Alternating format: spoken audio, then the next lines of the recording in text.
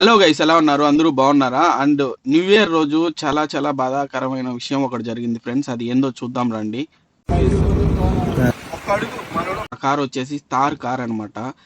మన best friends ఎవరి దగ్గరైనా తార్ కార్ ఉండి, మన దగ్గరైనా తార్ కార్ ఉండి, మన దగ్గరే బీచ్ ఉండిందంటే మనం ఏం చేస్తాం? బీచ్లో 100% కార్ ఎత్తుకొని పోయి తిప్పుతాం. కాకపోతే వీళ్ళు కూడా సేమ్ అదే చేశారు. కాకపోతే ఈ యాక్సిడెంట్ అనేది జరిగింది. అదేందో చూద్దాం రండి.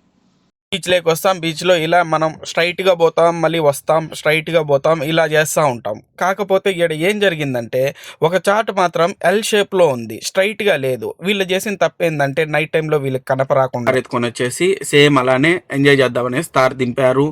అలా జరుగుతూ ఉన్నింది. కాకపోతే సడన్గా ఆడేం జరిగిందంటే ఈ ఎల్ షేప్ అనేది వాళ్ళు చూసుకోవాలా. ఆ ఎల్ షేప్ చాలా లోతుగా ఉంటుంది. ఆ ఎల్ షేప్లో తార్ లోపలికి వెళ్ళిపోయింది. పడిన వెంటనే ఈ మనిషి మాత్రం బయటకు వచ్చాడు. అక్కడ ఉండే వాళ్ళు చూసి ఈ మనిషిని కాపాడారు. ఇంకొక అతను మాత్రం లోపల స్టక్ అయిపోయాడు. మీకు లైట్స్ కనిపిస్తుంది కదా, ఆ లైట్స్ దగ్గరే కారు ఉంది. ఆ లైట్స్ దగ్గర ఎంత లోతుందో ఫస్ట్లో మీరు చూశారు కదా. పోలీసులు వచ్చారు, అందరూ వచ్చారు, కానీ ఆ ఫ్లోటింగ్కి అసలు బయటికి తీయలేకపోయారు. మార్నింగ్ ఫ్లోటింగ్ తగ్గుతానే బయటికి తీశారు. బయటికి తీస్తానే ఒక్కసారిగా అందరూ ఆశ్చర్యపోయారు. అతను లోపలే ఉన్నాడు. అతని పేరు శ్రీధర్, వాళ్ళ తమ్ముడు పేరు గోపి అనమాట. ఇద్దరు బెంగళూరులో జాబ్ చేస్తూ ఉంటారు.